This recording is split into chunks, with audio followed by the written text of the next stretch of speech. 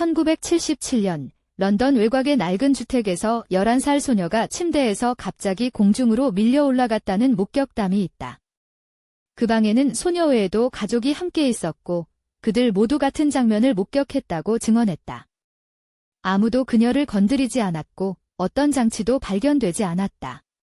그렇다면 그녀를 들어 올린 것은 과연 무엇이었을까? 폴터가이스트라는 단어는 독일어에서 비롯되었다. 요란하게 쿵쾅거린다는 뜻의 폴터른과 듀령을 뜻하는 가이스트가 합쳐진 말이다. 이 단어가 처음 문헌에 등장한 것은 수백 년 전으로 거슬러 올라가며 당시에도 원인을 알 수 없는 소음과 물체의 이동을 설명하기 위해 사용되었다고 전해진다. 유럽에서 아시아, 아메리카에 이르기까지 전 세계 각지에서 놀랍도록 유사한 형태의 목격담이 반복되어 왔다. 이와 관련된 가장 이른 역사 기록 중 하나는 약 1500년 전 유럽 지역에서 나왔다고 알려져 있다. 농가에서 돌이 날아다니고 벽에서 두드리는 소리가 들렸다는 내용이 교회 기록에 남아있다는 설이 있다. 17세기와 18세기에는 이 현상이 마녀의 저주 혹은 악령의 소행으로 해석되어 재판과 처형으로 이어지기도 했다. 근대에 접어들면서 사람들은 같은 현상을 보다 다른 시각으로 바라보기 시작했지만 그렇다고 명확한 답이 찾아진 것은 아니었다. 1967년 서독의 소도시 로제나임에 있는 한 변호사 사무실에서 설명하기 어려운 일들이 반복적으로 발생했다고 알려져 있다. 전화기가 저절로 울리고 전구가 이유 없이 연속으로 폭발했으며 복사기에서 잉크가 원인 불명으로 흘러넘쳤다는 보고가 이어졌다. 전기기술자들과 물리학자들이 현장을 직접 찾아 정밀 조사를 벌였지만 전기적 이상이나 외부의 인위적 조작 흔적은 발견하지 못했다고 전해진다. 이 사건은 훗날 과학적 방법론으로 가장 진지하게 검토된 폴터가이스트 사례 중 하나로 기록되었다. 1977년 여름 영국 런던 북쪽 엔필드 지역의 한 가정집에서 경찰 신고가 접수되었다. 혼자 내 아이를 키우던 어머니는 밤마다 아이들 방에서 이상한 두드리는 소리가 들리고 가구가 저절로 움직인다고 호소했다. 출동한 경찰관 중 한 명은 방 안에서 의자가 바닥을 가로질러 스스로 이동하는 장면을 목격했다고 증언했다. 이것이 이후 수십 년간 회자될 젠필드 폴터가이스트 사건의 시작이었다. 엔필드 사건은 약 14개월에 걸쳐 지속되었다. 그 기간 동안 초자연 현상 연구팀, 기자, 사진가 등 다양한 외부인들이 현장을 찾았고 각자의 방식으로 기록을 남겼다. 연구팀은 물체가 날아다니고 어둠 속에서 정체를 알 수 없는 목소리가 들렸으며 집안의 어린 소녀들이 설명하기 어려운 방식으로 움직였다는 내용을 기록에 남겼다. 오늘날까지도 이 사건은 폴터가이스트 관련 연구에서 가장 자주 언급되는 사례 중 하나로 꼽힌다. 엔필드 사건에서 수집된 기록물 중 일부는 오늘날에도 남아있다고 알려져 있다. 당시 촬영된 사진들, 연구자들이 남긴 음성 녹음, 그리고 현장을 직접 목격했다고 주장하는 이들의 증언이 그것이다. 하지만 이 기록들은 처음부터 논란과 함께했다.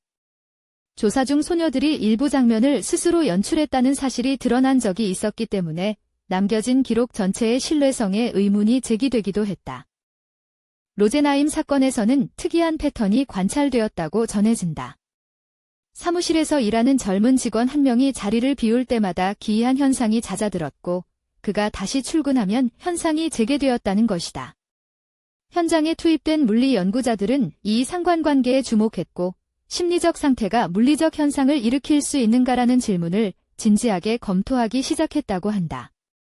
그러나 그 연결고리가 정확히 무엇을 의미하는지는 끝내 밝혀지지 않았다. 전 세계에서 수집된 폴터가이스트 보고 사례들을 검토한 연구자들은 몇 가지 공통된 패턴을 발견했다고 주장한다. 현상이 특정 인물, 특히 사춘기 청소년이나 극심한 심리적 압박을 받고 있는 성인 주변에서 집중적으로 나타나는 경향이 있다는 것이다. 또한 이 현상은 갑작스럽게 시작되어 일정 기간 지속된 뒤 별다른 이유 없이 사라지는 경우가 많다고 알려져 있다. 이러한 규칙성이 단순한 우연의 반복인지 아니면 그 이상의 무언가를 가리키는지는 여전히 논란 중이다. 심리학자들과 회의론자들은 폴터가이스트 현상의 상당 부분이 심리적 요인으로 설명될 수 있다고 주장한다. 극도의 스트레스나 수면 부족, 깊은 불안 상태에서 인간의 뇌는 없는 것을 있다고 인식하거나 실제보다 과장된 방식으로 경험할 수 있다는 것이다. 가족 전체가 공포 분위기에 휩싸이면 집단적 암시 효과로 인해 각자의 경험이 서로를 강화할 수도 있다. 그러나 이 가설은 사건과 무관한 복수의 외부 목격자들이 동시에 같은 현상을 관찰한 사례를 설명하는 데 한계가 있다는 반론이 따라온다.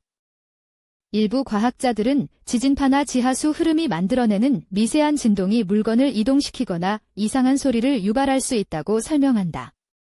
특정 주파수의 전자기장이 인체에 영향을 미쳐 환각에 가까운 지각 변화를 일으킬 수 있다는 연구 결과도 존재한다.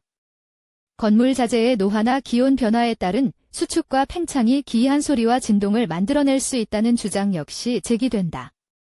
그러나 이러한 자연적 설명들은 물체가 여러 목격자 앞에서 수평으로 날아가거나 공중에서 방향을 바꾸는 장면을 온전히 해명하지 못한다는 반론도 함께 존재한다. 역사적으로 잘 알려진 폴터가이스트 사례 가운데 일부는 훗날 당사자들이 의도적으로 꾸민 것으로 밝혀지기도 했다.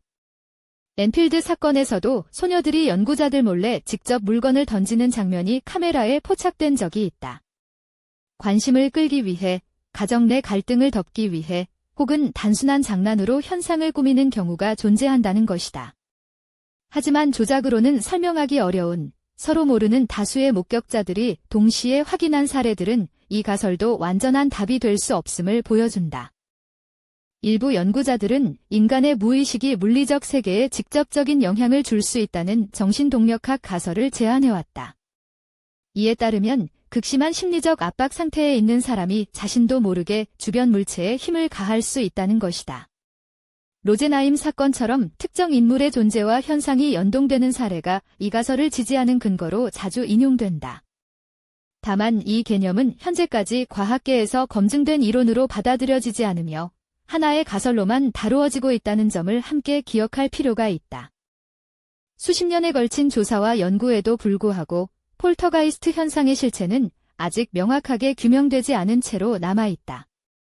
심리적 설명은 독립적인 외부 목격자들의 존재 앞에서 흔들리고 물리적 자연적 설명은 물체의 비정상적인 움직임을 해명하지 못한다. 조작 가능성은 일부 사례를 설명할 수 있지만 모든 사건에 적용되지는 않는다. 각각의 가설은 사건의 일부를 설명할 뿐이고 전체를 아우르는 이론은 아직 존재하지 않는다. 오늘도 세계 어딘가에서는 누군가가 경찰에 혹은 연구자에게 아니면 가족에게 같은 이야기를 하고 있을지 모른다. 아무도 없는 방에서 물건이 움직였고 아무도 건드리지 않았는데 문이 열렸다고. 우리는 그 경험을 무엇으로 설명해야 할지 아직 알지 못한다. 다만 확실한 것은 그 목격담이 수백 년이라는 세월 동안 한 번도 멈추지 않았다는 사실이다. 여러분이라면 이 현상을 어떻게 설명하겠는가? 서로 다른 언어와 문화를 가진 사람들이 수백 년의 시간을 가로질러 너무나 비슷한 경험을 증언해왔다. 과학이 완전히 설명하지 못하고 그렇다고 완전히 부정하지도 못하는 그 경계 어딘가에 폴터가이스트는 여전히 자리하고 있다. 그 질문은 지금도 열려 있고 아마도 오랫동안 그 자리에 머물 것이다.